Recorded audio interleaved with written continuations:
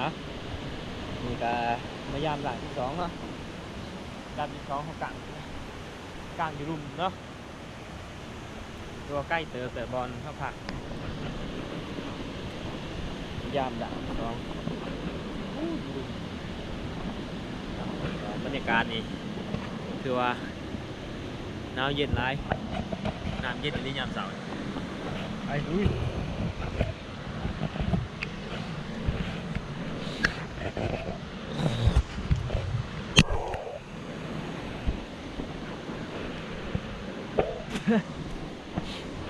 ว้าวว้าวว้าวว้าว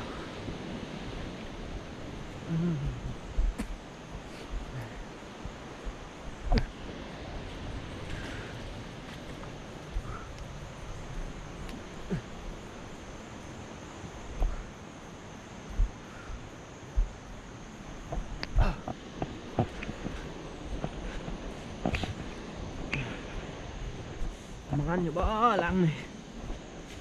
มากลางตั้งไก่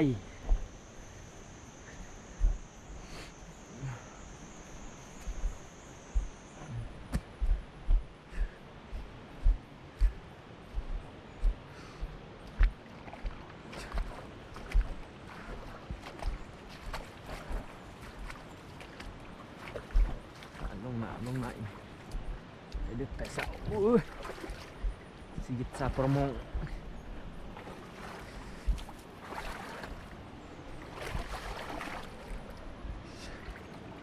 ชีวิตชาวประมง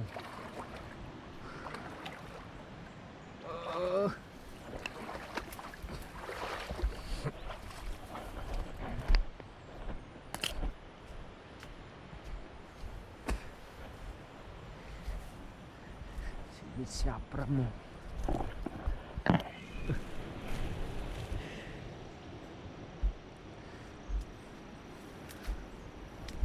ว้าว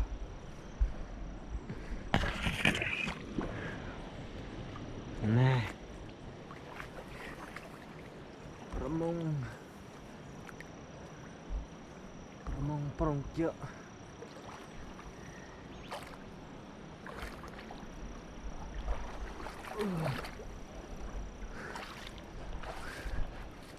โอ้ยเห็นป่าเห็นปูอีสักพี่น้องเอ้ยมีแต่ใบไม้โอ้ยตายหาแน่กินบริยากเด้อเนี่ยนี่อีสังโอ้ย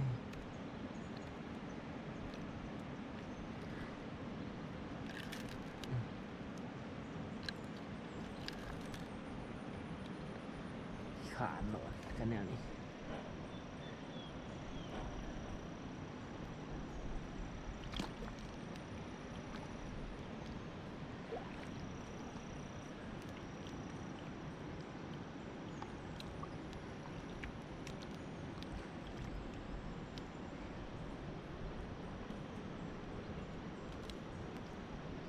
โอ้ยนี่ได้ตัวหนึ่งอยู่ก็บาปขมาดมันไหนได้อยู่ตัวหนึ่ง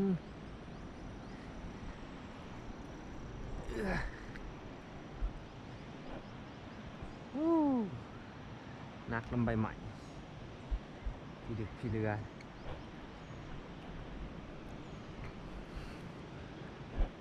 เยี่ยวสองตัวหน้าพูน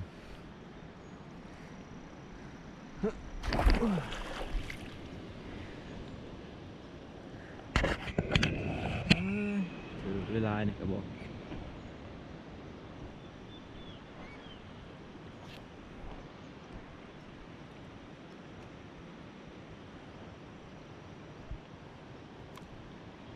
ยังกระต่ายนี่แต่ใบใหม่อะไรน่ะ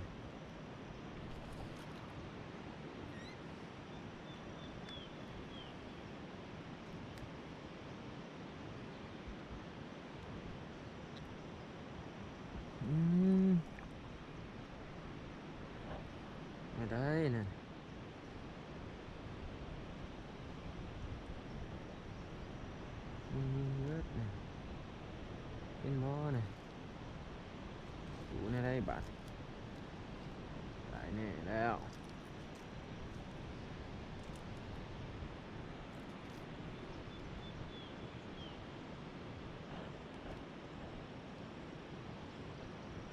ช่างมันก็คิดถือเวลาก็บ่ถือ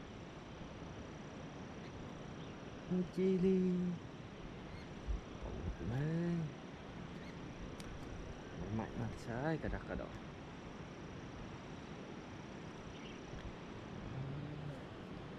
รูปใส่ตั้งไก่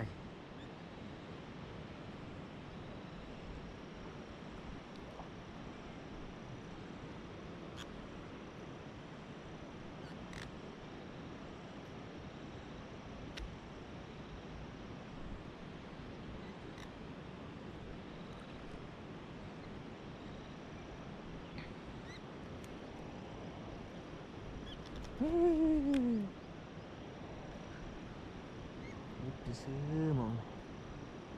บัวได้สัง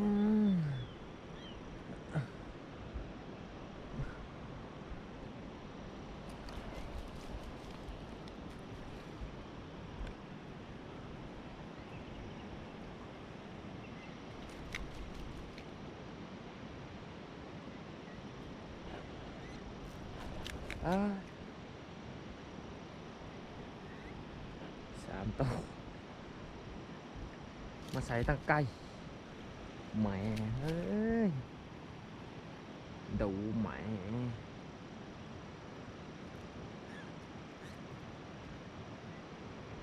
đủ mẹ con cặc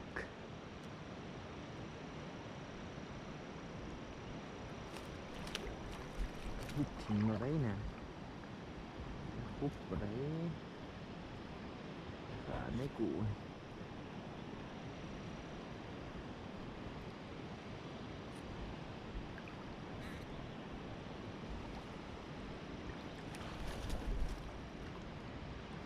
ôi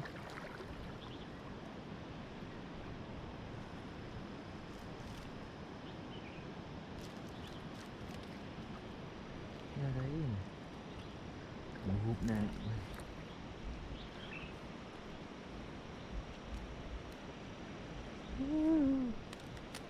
đừng nóขาดซะโบเบเนาะพี่น้องโบเบได้2 ตัวมาใส่ตั้งไก่เด็ดตู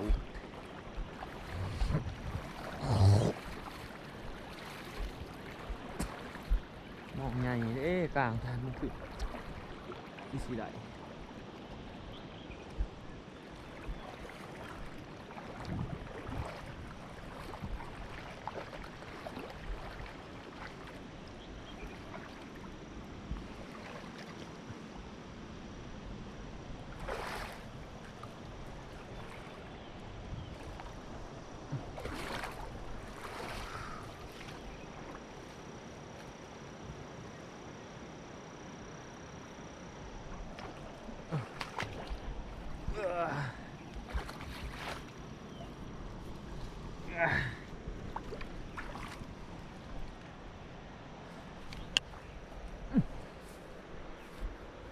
เนี่ยbạn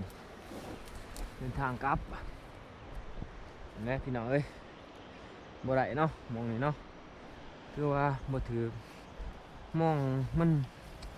หน้ามันแห้งมันไหลแห้งมองมันมันหมุน